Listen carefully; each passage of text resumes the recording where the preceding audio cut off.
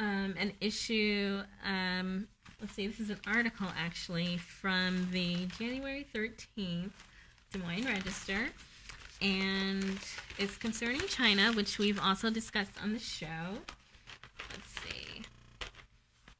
Right there. Geithner says China must move faster on currency reform.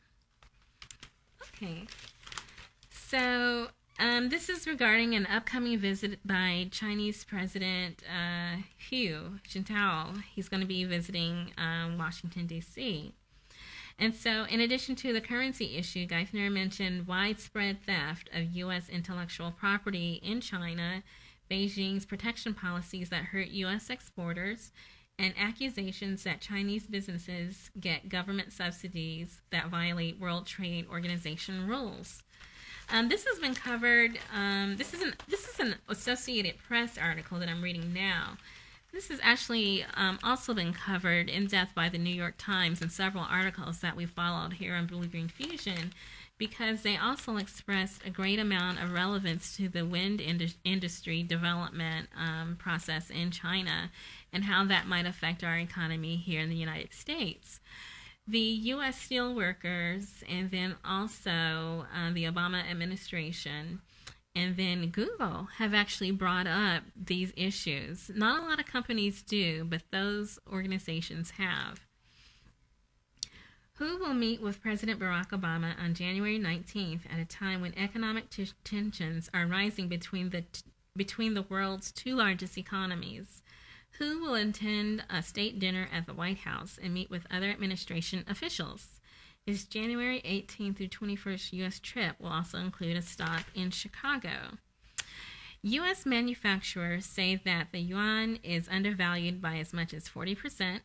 This gives China a tremendous competitive edge because it makes Chinese products cheaper here and U.S. goods costlier in China.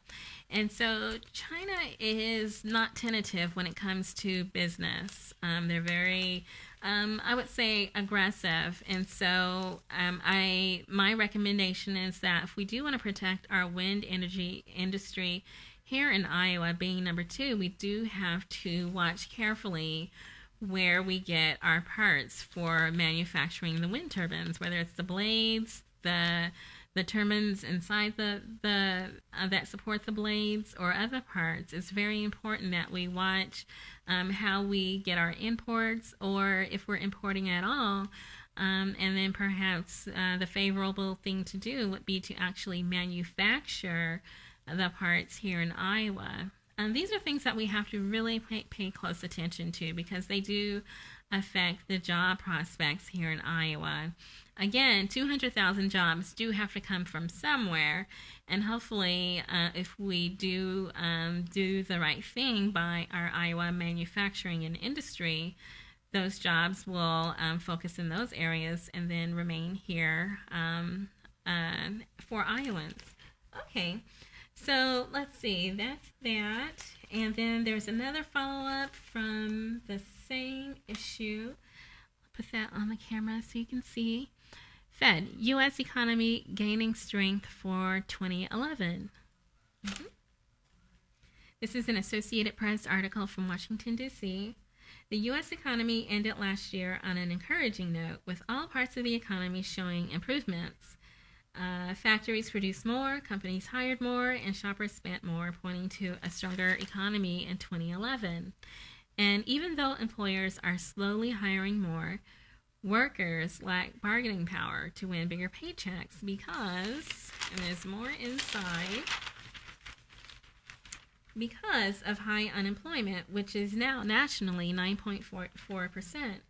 Economists have said a tax cut package signed into law last month should spur people and businesses to spend more money. That should lead companies to hire more. It should. Will it?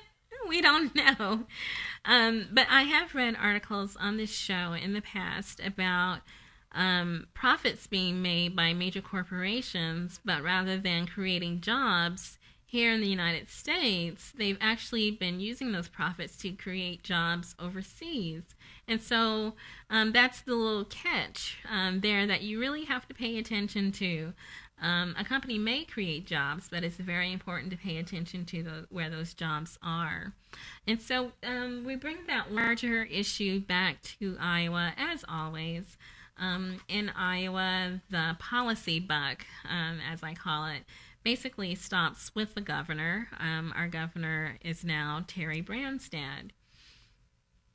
Governor Branstad signaled his intentions to create 200,000 jobs over the next few years, and that he also said these job creators should be rewarded, and this is true. However, at Blue.Green.Fusion, the position is that job creators who create jobs in Iowa for Iowans should be rewarded. That's the little extra that we'll put in as our request for New Year's.